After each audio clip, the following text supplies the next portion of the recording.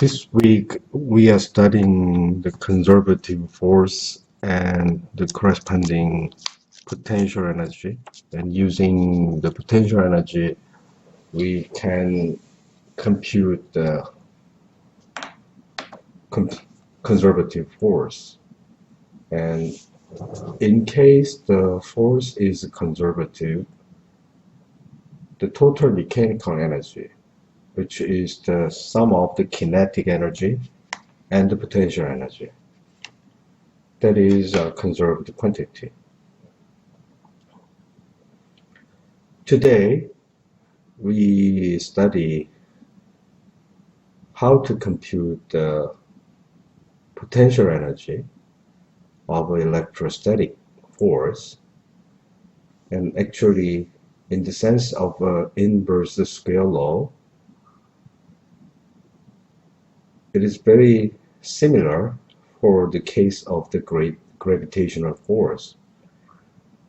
Both the electrostatic force and the gravitational force are central force, which preserves the orbital angular momentum, and they follow the inverse scale law. That means the strength of the force is proportional to the 1/, square of the distance of the two particles. If the mass or test charge are tiny, then we can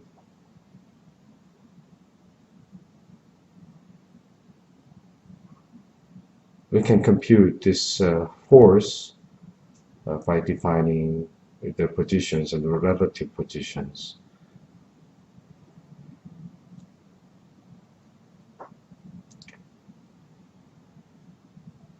The tiny particles, the tiny objects, is called test charge or test mass. And if the electrostatic force and the gravitational force, for example, a mass near the surface of the Earth, the gravitational force is F equals mg. Here, m is the mass of the test mass, and g is called the gravitational field.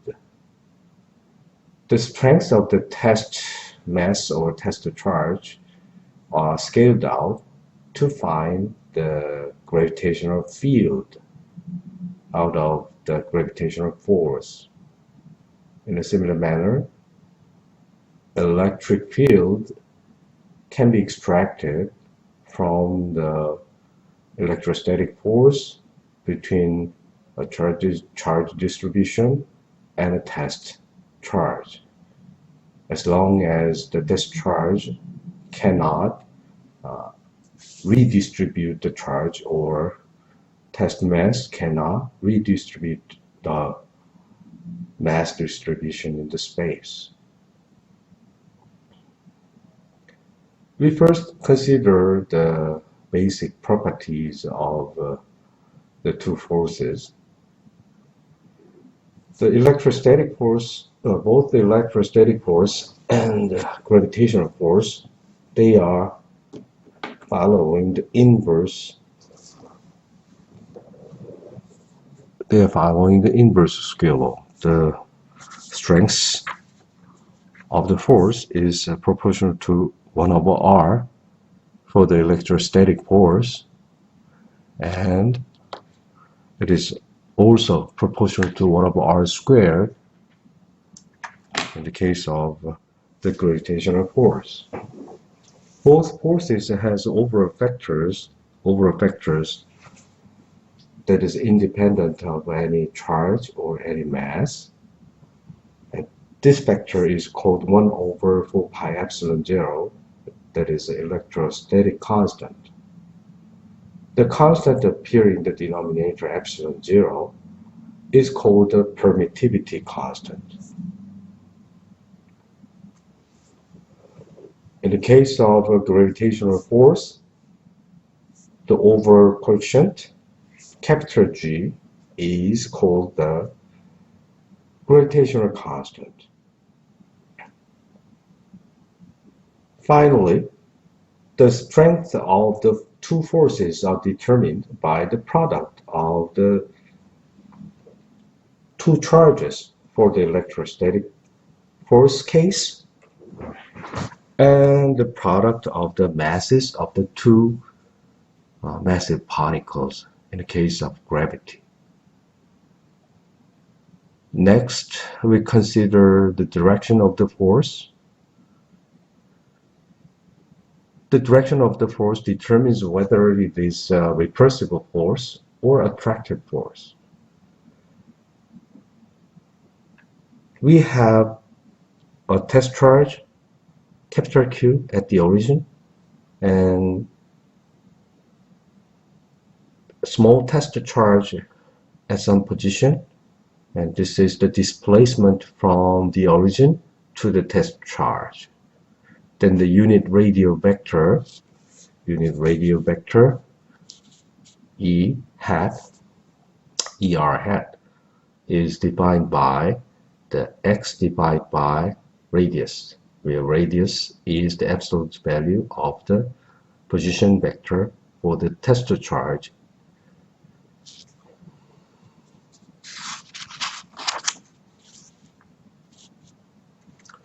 Just like what we have stated earlier, the strength of the test charge can be pulled out from the formula of the electrostatic force, and the strength of the gravitational force, that is mass of the test mass, is pulled out from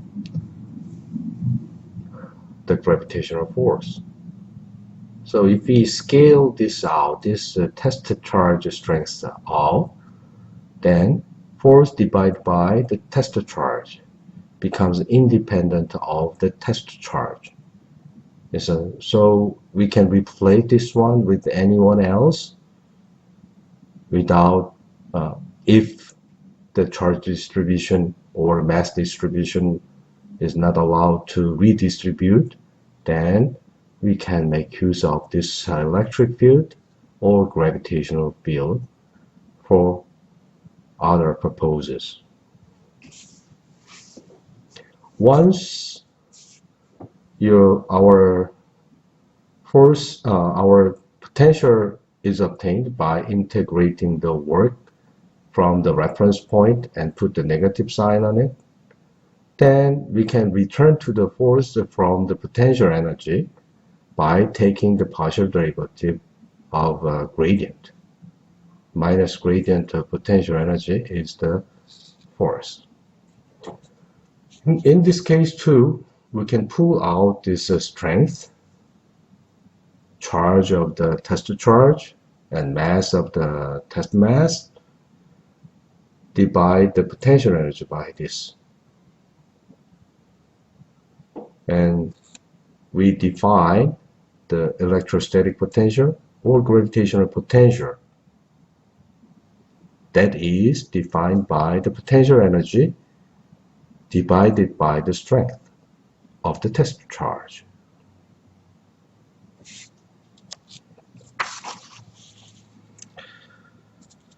Once the vector ER hat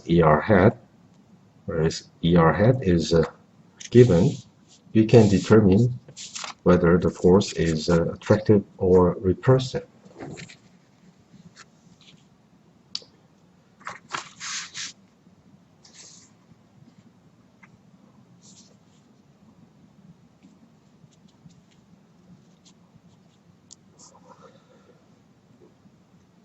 ER, this one is in this direction. That means that the force due to the capital Q, force applied to this charge small q, is along this direction. That means this force is repulsive if the product is positive. The product is positive when both of them are positive or both of them are negative. So equal sign charge. As you know, the electric charges with the same sign repel, and electric charges with the opposite sign attract each other.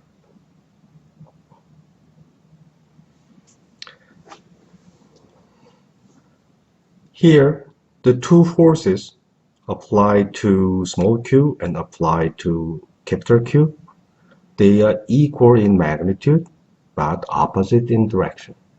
That means they follow the action-reaction rule.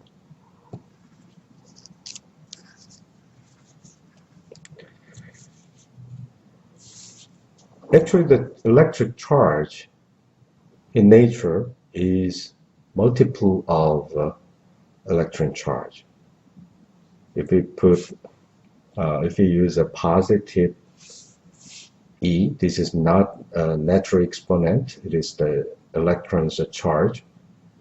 The electron's charge is a minus E, and proton's charge is plus E. And proton is actually composed of quarks, up, charm, top. The up type, they are all up type quark. They are 2/3 of electric charge, fundamental electric charge. And down, S, strength, B, bottom, those quarks are called the down type quarks. They are charged with minus 1/3 of the fundamental electric charge E. For example, proton is composed of UUD, and proton's electric charge can be computed 2 times 2/3 plus 1 times down quark is minus 1/3. So the result is 1. That means we have plus E electric charge for the proton. Neutron, UDD, 1 times 2/3 plus 2 times minus 1/3 becomes 0.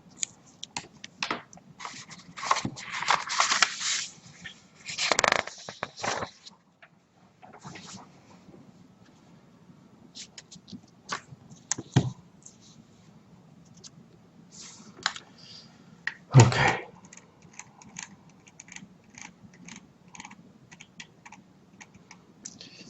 If Q equals 0, then we say the system is electrical neutral.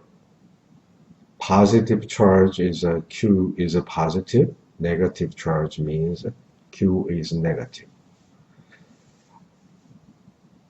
The charge is just like mass, they are additive.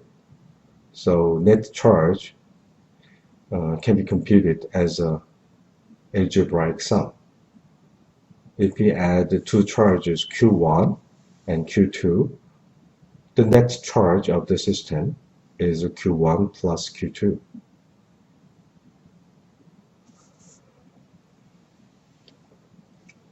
Because there are both positive and negative charges, the sum of the electric charge can be 0 if the number of electrons and number of protons are the same. The atom becomes has the net charge of 0, something like that. On the other hand, the mass of particles are positive definite. Therefore, the gravitational force is attractive only. In the case of electrostatic force, we can choose either plus or the minus relative sign. That means if the signs are the same, then they are repulsive. And if the signs are different, opposite charge, then they become attractive. And if one thing is chargeless, sure, if you can make a dipole, then there's some interaction, but suppose that we can mix them up altogether, then if the neutral charge particle is assumed to not to have electrostatic interaction. In the case of gravity, the charge is a positive definite. Sure, there are some particles with massless particles. Photons or neutrinos, they are massless, but that they are always moving with the speed of light. But that is out of the scope of the non-relativistic theory, and we just consider the positive definite mass. So we cannot change the sign in front of sign of mass. The only way is there is no repulsive gravity. So gravity is always attractive.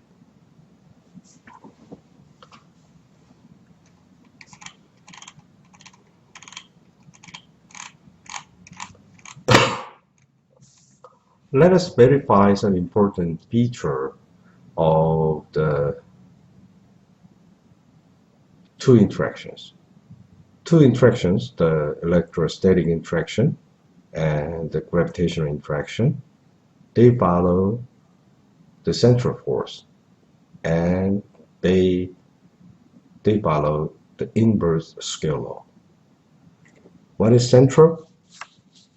As you can see, this central force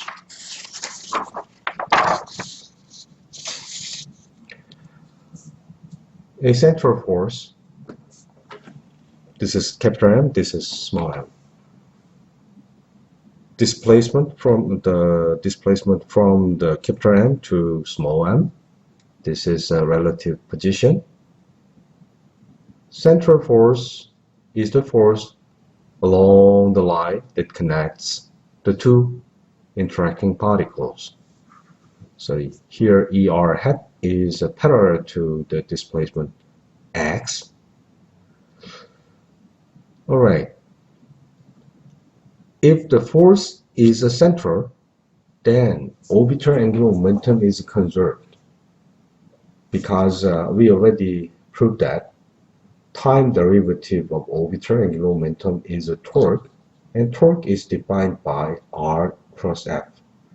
And R in here, if M is assumed to be very massive, then is X cross F. Because the force is the central, force F is proportional to X or ER. And there's some number depending on if it is a gravity, GMM R square star, X, so GMM R cube, because it is ER hat, it is ER hat. And if I pull out X, then I have to add one more power in the denominator. Anyway, cross product of same vector is always vanishing because they are parallel to itself. A vector is parallel to itself. Therefore, it's zero. If it is zero, total time derivative orbital angular momentum vanishes. That means the orbital angular momentum of the system is conserved. One more thing we can check is we can compute the curl of this force. For example, we substitute the force on the particle small m, test mass, that is minus g, capital M, small m, and it's nothing. Curl x over, this is 1 over r squared, but I replaced I replaced ER hat with the x over r, right? Therefore, I have one more power, r cubed in the denominator, and numerator is x. We can compute this curl. First, minus GMM, and the curl EI hat, epsilon ijk, and derivative with the index j, and this one with k component. If I take this derivative, I have two factors. First, I can take the derivative of xk. If I take the derivative of xk with respect to xj, this is a round xk over round xj. As we know, this is just the delta jk. Next, we keep the xk untouched and take the partial derivative of 1 over r cubed. 1 over r cubed derivative is 1 over, this derivative with respect to r is minus 3 over r to the fourth power, and this one is the partial derivative of r. We make use of chain rule, r, with respect to xj.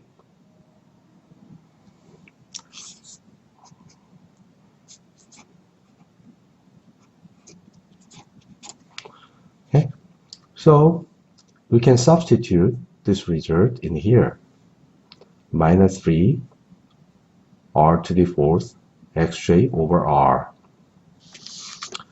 First, this one is Kronecker delta, so we have all these vectors and Kronecker delta jk. As we know, epsilon ijk is anti-symmetric on the exchange of the j and k. Delta jk is symmetric on the exchange of j and k. Therefore, this one vanishes. Next step, we have minus, here factor of 3 is missing, minus 3 over r to the fourth, and xk, xj are there, and epsilon ijk is here. Levi-Civita tensor, epsilon ijk is anti-symmetric on the exchange of j and k, and xj product is also symmetric on the exchange of xj and xk. Therefore, this second term also vanishes completely. So 0 plus the 0 vector is a 0 vector.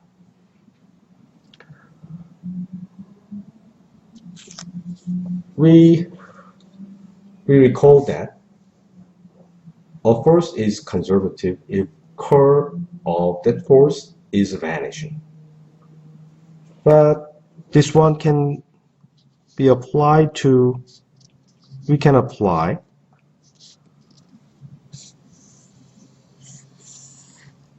Stokes Theorem.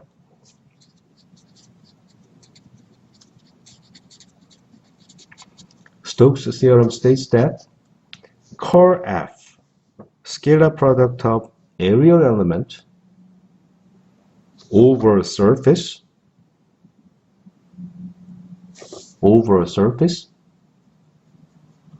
then we have a boundary of surface. This is boundary of a surface as a closed path. So this surface integral becomes the line integral of along the closed path C, that is the boundary of the surface S. And actually this curl F is exactly 0. If we substitute 0 in here, integral of 0 dot any surface should be 0. Therefore, the work done by this force, either gravitational or electrostatic force, along a closed path we can choose arbitrary surface. So any arbitrary closed path, it's a 0. Okay? That means F is conservative. Okay? Once we know the potential energy, then we can compute the corresponding force by taking the partial derivative minus the gradient. So minus gradient of the potential energy becomes the force. In the case of the electric field, the potential energy is replaced with potential. Potential, we recall that potential is potential energy divided by test charge Q.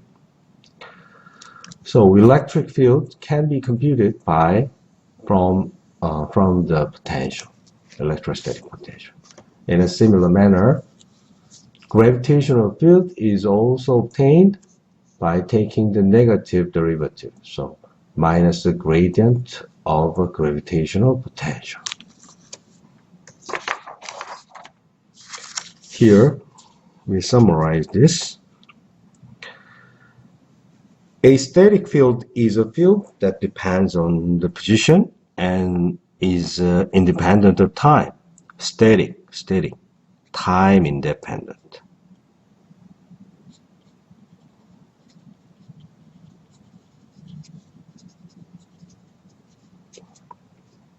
For the time being, we consider only static fields. Okay. Electric field, we consider the electric field generated by a charge distribution.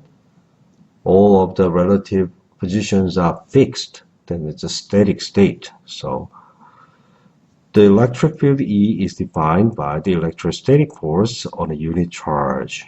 So this is a static electrostatic field.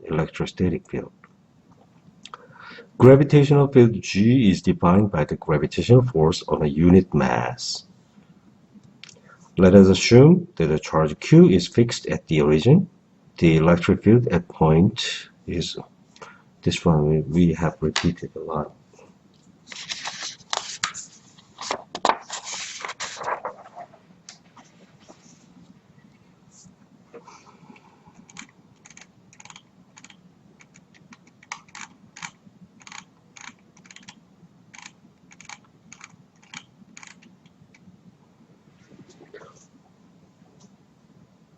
In physics, we have many fields.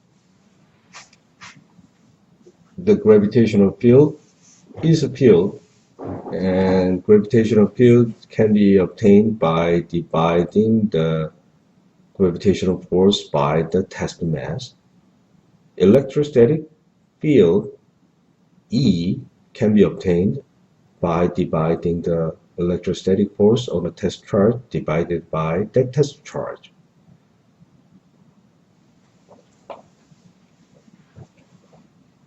And you know that the electrostatic force, the electrostatic potential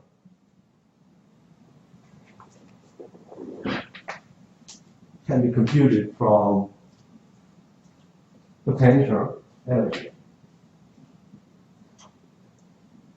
And the potential energy is just work, minus work, from the reference point to a certain point. The work is force times displacement as a scalar product. That means the potential, or electrostatic potential, gravitational potential, electrostatic potential energy, gravitational potential energy, all four cases are static scalar field. Scalar field means it is a single valued function, it has only a single component.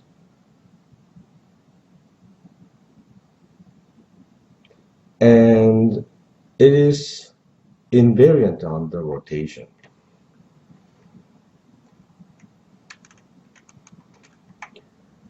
On the rotation, some vector x transforms into xi prime, that is rij, xj, sum over j. But scalar transforms into itself. That does not transform at all. We find that for example, G equals minus Gm r squared er hat G dot dx minus with v0 x0 to x. This is v0 equals gravitational potential at the reference point x0. Okay? This one is a gravitational potential. But we know if we substitute this one in here,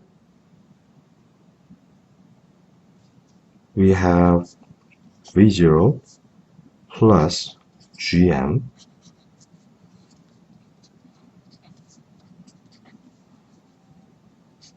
r squared er hat dot x.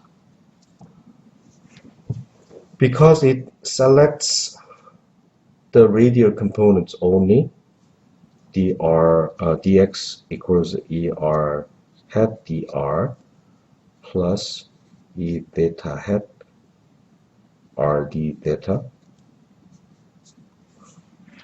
e phi hat r sine theta d phi. All these contributions do not contribute to this integral. That means v0 plus gm r squared dr from r0 to some value. This one is actually e1 of r, right? Integral from r0 to r gm v0 plus. This one is equals v0 gm v0 plus gm minus 1 of r plus r0. We usually choose v0 to be v r goes to infinity equals 0. Then r goes to infinity, this guy is 0, this guy is also 0. So the answer is minus gm over r is the gravitational potential. Gravitational potential. Okay, anyway, this gravitational potential is proportional to gravitational potential minus gm over r. This is a function of r. And r is this one. This is a rotational symmetry. So 1 over r is the same for any solid angle, any polar angle, any azimuthal angle, as long as the origin is fixed to the massive particle capital M.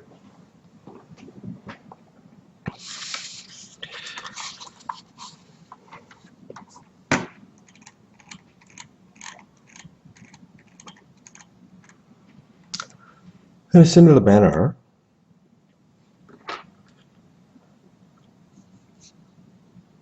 electrostatic potential due to a point charge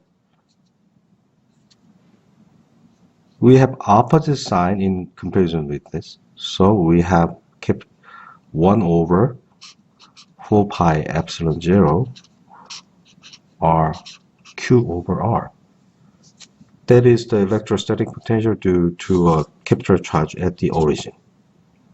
This mass m is at the origin.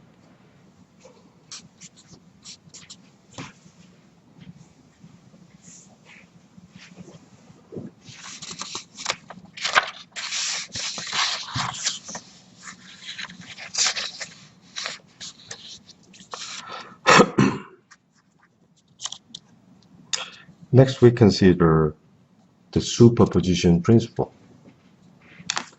Superposition principle is that consider charge distribution of n charged particle. If I want to compute the force applied to the particle 1, particle 1 itself does not interact with itself.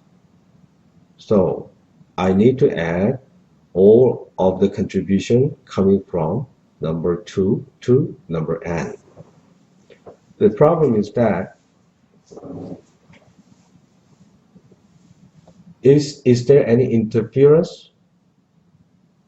I mean, the force, I have particle 1 and particle 2. And I have particle 1 and particle 3. And I have particle 1 and 2, 3 altogether. Superposition principle states that suppose that this is the force when only 2 guys are there.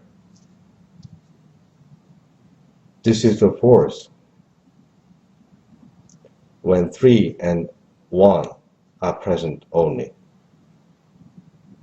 And this force does not change even in the presence of the third particle. The force applied to 1 by 3 is not changing, it is invariant, even under the presence of the second particle. Therefore, the net force applied to the particle 1 can be computed as a vector sum of the 2 forces, neglecting the other all the remaining pieces. So we can just compute the net force by considering 1 by 1. And this force, they can be simply added as a vector sum. If I have many particles, then I have to sum them up. So this is the way of writing this two-body interaction. I and j are qi and qj, and xi, we have qi and qj are placed in xi and xj. And the displacement from I to j, I used the arrow. Displacement from I to j is just the relative displacement j from I, right? From I to j. So subtract the position of the ith particle from the position of the jth particle. That is the relative displacement. Using this one, I can compute the unit vector along this direction from I to j. That is I to j, same vector. This is vector and this is magnitude. So this is the unit vector along the direction from I to j.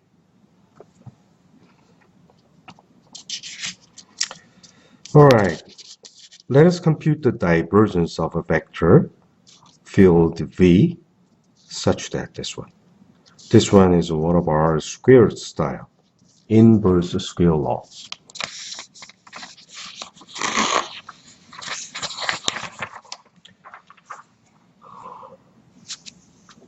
divergence.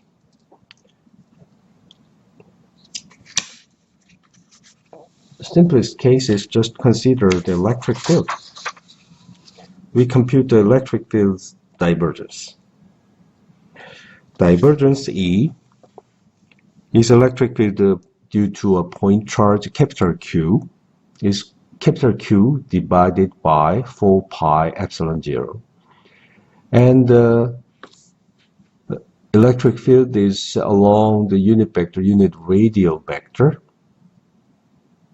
and divided by r squared. It follows the inverse scale law. We recall that the unit vector ER is the vector x where the point charge is placed, divided by its own magnitude r, radius.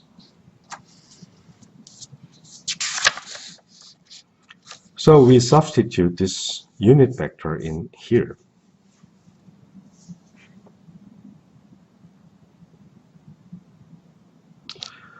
If we want to compute the divergence, what I have to do is take the partial derivative with respect to xi of the ith component of this vector. The ith component of this vector is xi over r cubed. The derivative of this is just the first one is the round xi over xi. And then do not take the derivative of 1 over r cubed. And then second one is I have a factor of xi remained untouched. Then take the derivative of 1 over r cubed. If I take the derivative of 1 over r cubed with respect to xi, then I have to apply the chain rule.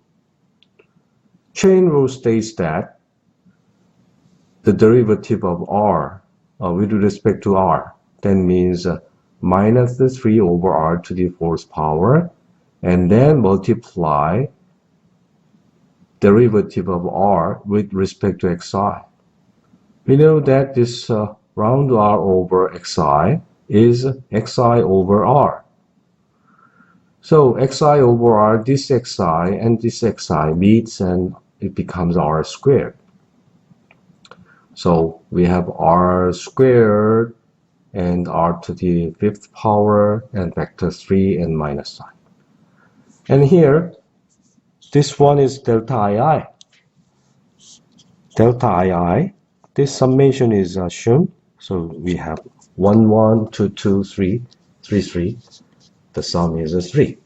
Therefore, this is 3 times 1 over r cubed. And this is also 1 over r cubed. So they cancel exactly. However, this derivative is defined only if x is not equal to 0. If x equals 0, this field is not defined at all. It diverges. Although the electric field diverges, we can do something by making use of the divergence theorem. The divergence theorem states that an integral of divergence of electric field over a volume of radius r, whose center is at the origin where the capital charge Q is placed. Divergence theorem states that this divergence volume integral is replaced with a surface integral. Surface means the boundary of this volume. We have taken this volume to be the sphere of radius a. Radius I or radius r, here radius r. Let us say just radius r. Alright. We know that the electric field is Q over 4 pi epsilon 0, and ER hat over r squared. This sigma here can be computed in this sigma is because the radius is fixed. We choose the infinitesimal surface element generated by the difference of angle theta and generated by the difference of angle phi. And the arc length along the angle theta is h theta d theta. And the direction is e theta hat. The arc length along the direction of phi is h phi d phi. And the direction is e phi hat. We know that the cross product of e theta hat and e phi hat is just unit radial vector because they are the unit vectors in the spherical polar coordinate system is a cyclic. Therefore, we use HR1, h theta equals r, h phi is r sine theta. Substituting all these factors in here, we find that this is r squared sine theta d phi. Actually, this is a solid angle. Remember, the solid angle is d cosine theta from -1 to 1, d phi 0 to 2 pi. So this is 2 times 2 pi equals 4 pi.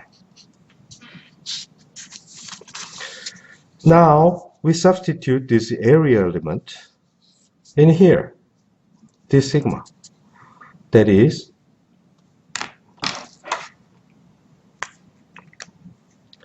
r squared d omega er. But we have er hat, scalar product with er hat. This is just 1. Er squared equals 1. Therefore, the integral over solid angle multiplied by charge over 4 pi epsilon 0. And we know that this is 4 pi, so 4 pi cancels, and we end up with the q over epsilon 0. We recall that the divergence E vanished everywhere except for the origin. But by making use of the divergence theorem, surface integral at the volume integral of the divergence is finite. By making use of the definition of the Dirac delta function for this three-dimensional space, this integral, volume integral is on some finite vector, some finite region, but this integrand is vanishing except at the origin. That means it is Dirac delta function. This Dirac delta function is just a q over epsilon 0 Dirac delta function. In general, this q over epsilon 0, no, this q times Dirac delta function is charge density. You know, this delta function kills the dimension, length dimension. This is of dimension L cube. You know, delta x dx equals 1, dimensionless. This is dimension length, and this one should be 1 over L to cancel the dimensions of length to have dimensions of L0, right? Because the integral is for the three-dimensional integral, so this one kills the 3 dimensions of length. That means a charge divided by some volume, right? Length cube is a volume. All right, let's take a rest.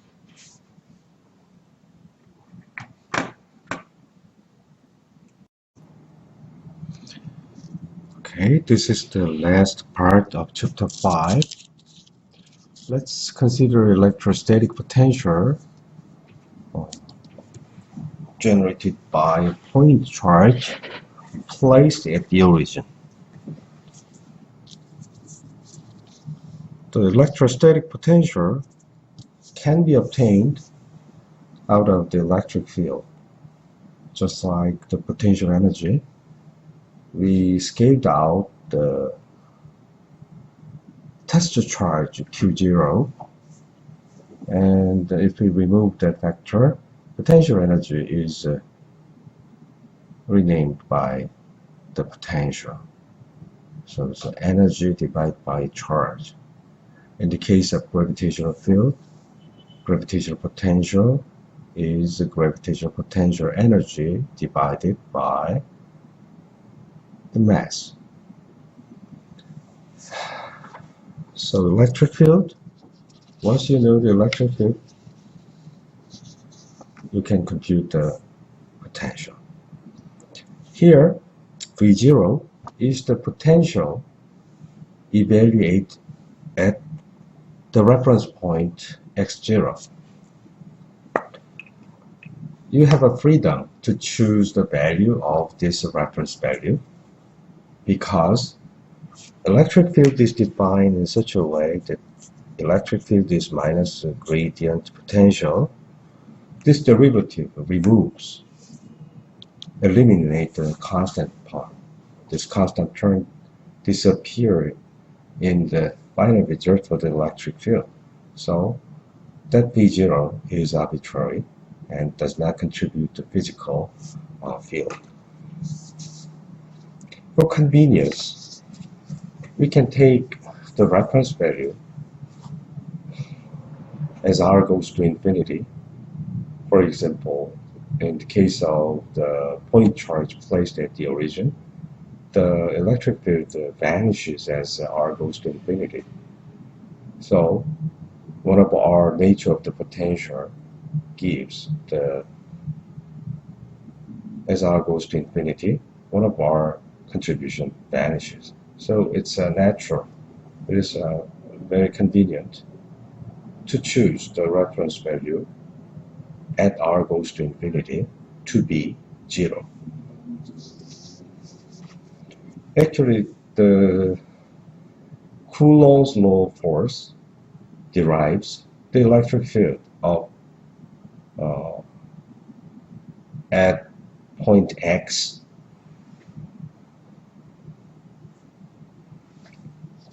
in such a way. So over a factor 1 over 4 pi epsilon 0, and q is the charge placed at the origin, divided by distance squared, and direction is radial direction. If q is positive, it is opposite direction, opposite toward the origin when q is negative. It is manifested as r goes to infinity. This value vanishes. So it is natural to choose the reference value as r goes to infinity 0. Let's evaluate the integral. This definition can be used. V0 is 0. We have chosen 0 as r goes to infinity. And the integral is evaluated from r goes to infinity to a finite r.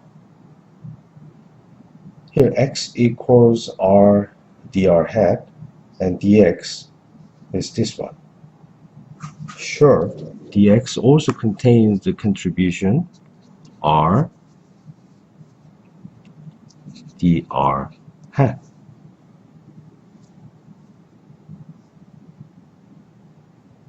Alright, so r dr hat is actually r d theta e theta hat, r sine theta d phi e phi. Anyway, all of these contributions, except for the dr contribution, this one vanishes because the electric field is proportional to er hat. So er hat dot e phi hat equals er hat dot e theta hat equals 0. So these two contributions, this and this, cancel exactly. So if we substitute the explicit value for the electric field in this formula, I have over a factor of 1 q over 4 pi epsilon 0, and this negative sign is brought here. We have 1 over r squared and er hat, and we moved these two pieces, and displacement was considered only for the radial direction. So I find that 1 over r squared is actually dr over r squared, this one, minus dr over r squared is just total differential of 1 over r. So we substitute this result in here to find that over a factor of q over 4 pi epsilon 0 integrated from r goes to infinity to a finite r. And this is total differential. It is just to put to 1 over r subtracted by the reference value 1 over infinity. The final result for the electrostatic potential is a q over 4 pi epsilon 0 1 over r. We can make use of this potential to compute the electric field. Electric field can be computed. Here we obtained the potential from the electric field, and from potential we can obtain the electric field in reverse. This is a gradient, and the gradient in the spherical polar coordinate system is just er hat dr. Sure, we also have e theta hat 1 over r round theta round, but this one is independent of theta, so this one vanishes. We also have the contribution e phi hat r sine theta round phi round 1 over r, but this one also does not depend on the azimuthal angle. So these two guys disappears, and the only contribution is a radial direction, and 1 over r is differentiated with respect to r. That means 1 over r squared. So this is our result for the electric field coming from the potential by taking the minus gradient. That is identical to the original value. So everything is right. In a similar manner, we can compute the gravitational potential due to point mass of capital M. We notice that the electric field due to a point charge has this structure, but instead of this factor we have gravitational constant and negative sign, and instead of this charge we have capital M. So what we have to do is to find this is the gravitational field, so we replace this one by minus g and this vector by capital M. Okay, so gravitational potential and gravitational field are also obtained. Sure, I can take the derivative minus gradient v to reproduce this gravitational field too.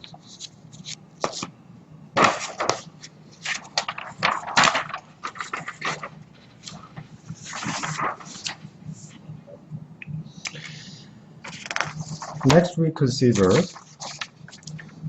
equipotential surface. Equipotential surface is the surface on which electrostatic potential or gravitational potential does not change.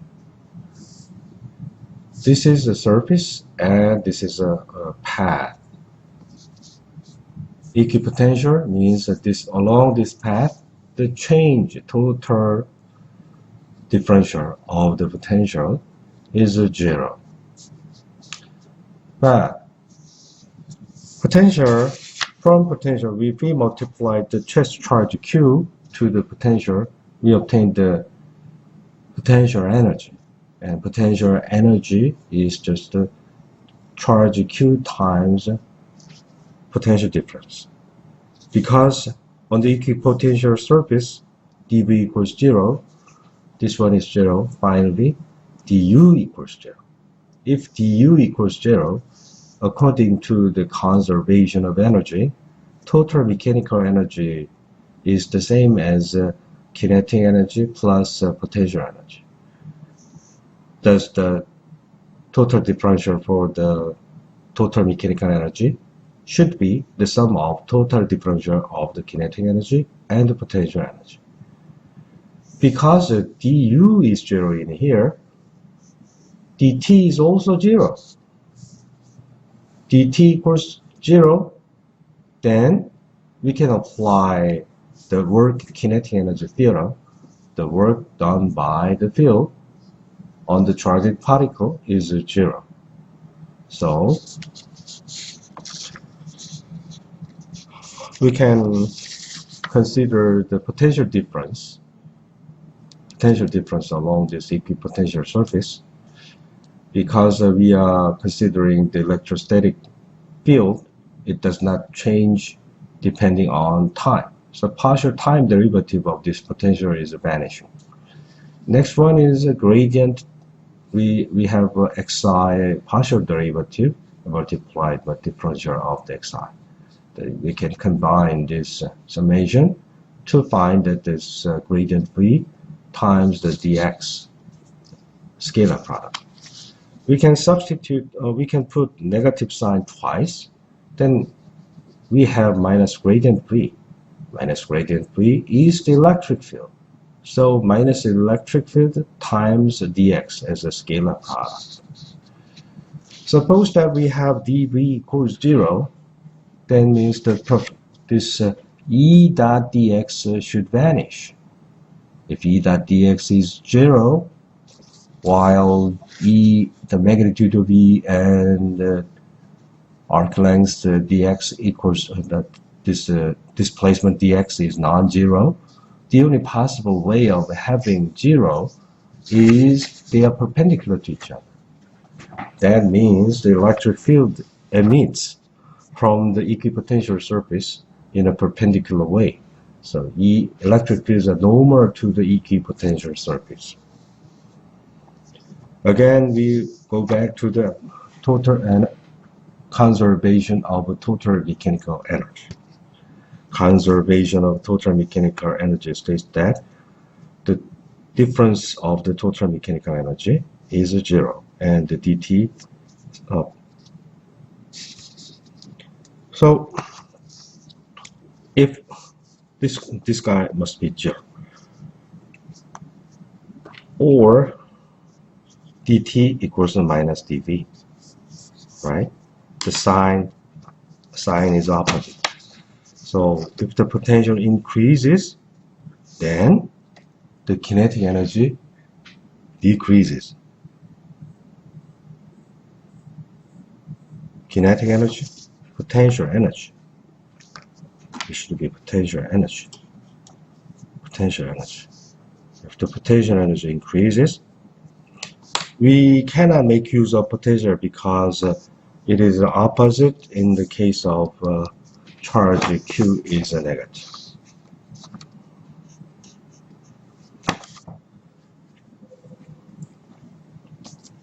du. If the potential energy difference is negative, then kinetic energy difference is positive. And work kinetic energy theorem states that dt equals to dw.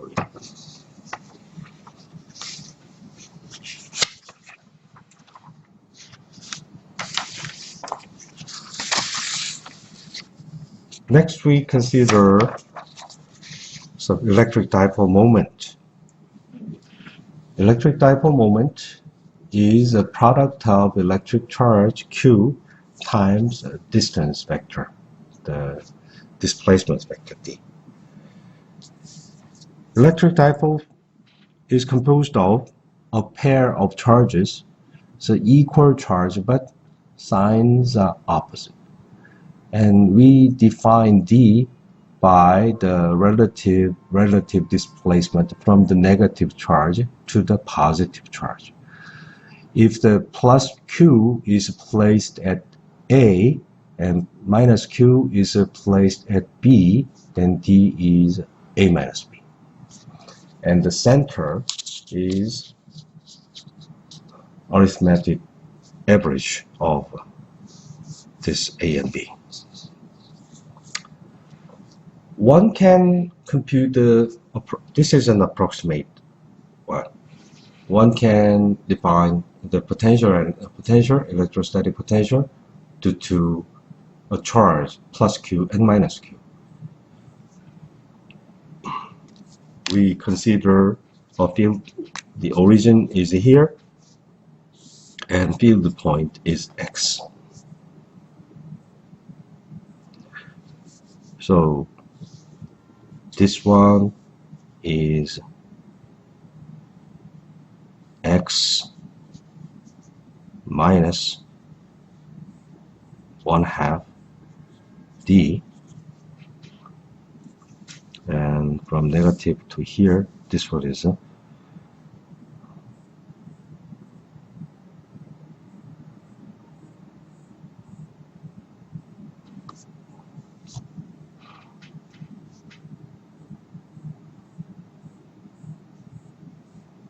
this is X,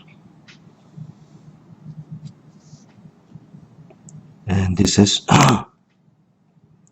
here to there. I need to go in this way. This is X plus 1/2 D. So because of this mismatch in the distance, slight mismatch, dominant, if the magnitude of X is very large, the dominant contribution is coming from the 1/r potential, and the sign is different. So our potential has a 1/r dependence cancel. And if we apply the binomial expansion, these two contributions does not cancel at the next order. That next order is,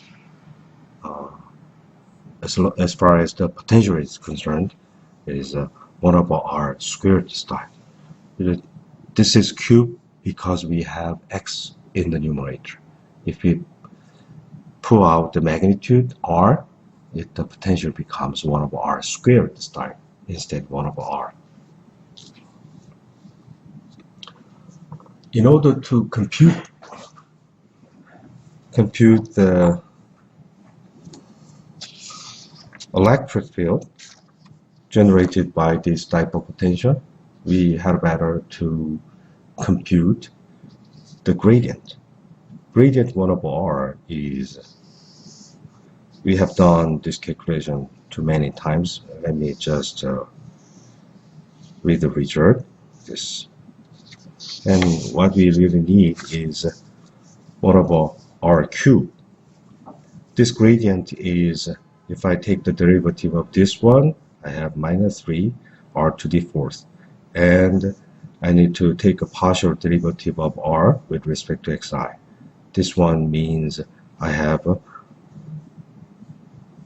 xi over r. So r to the 5th power, xi meets to make x vector. Another one we need to know is dipole moment p is here, p dot x gradient. Because p is a constant vector, this pj is pulled out.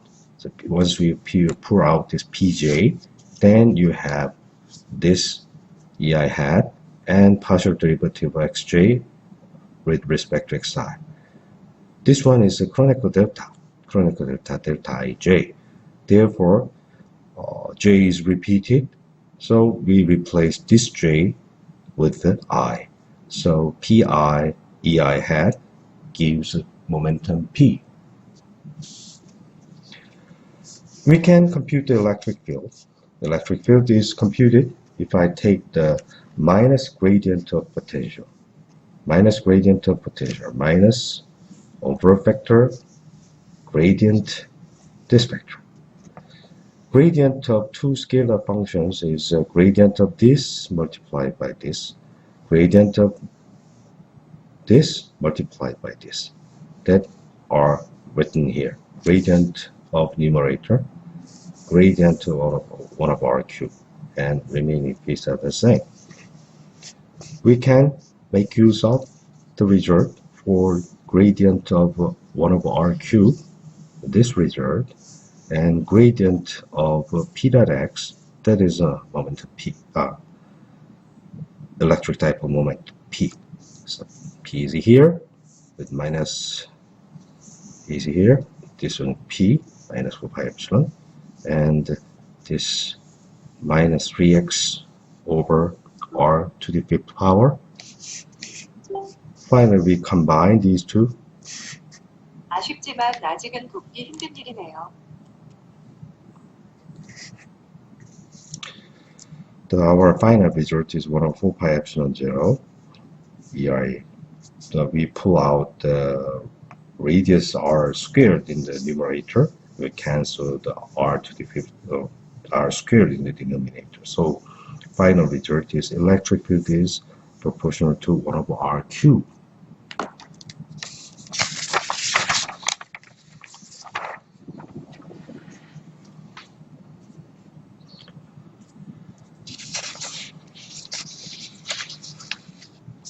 This one we have studied already for the Gauss Law for the point charge. We remember the Gauss Law for the point charge. Point charge was divergence E equals Q over epsilon 0 delta function. And I explained that this delta function is Q times delta function is just like the charge distribution rho. You remember the rho. If you integrate over space, you end up with the Q, and if you integrate the charge density over space, you also obtain the charge Q. Thus, we apply this is called the differential form of Gauss Law.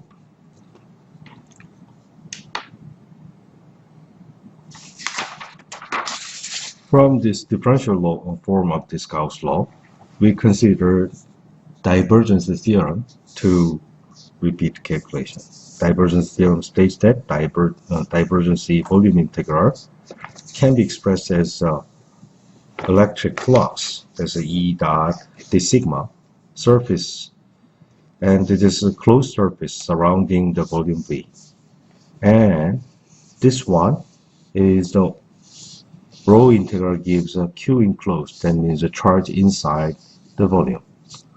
So this is the integral form of the Gauss law, and in short, left hand side the electric field flux, right hand side is a charge enclosed divided by epsilon 0, and this is differential form.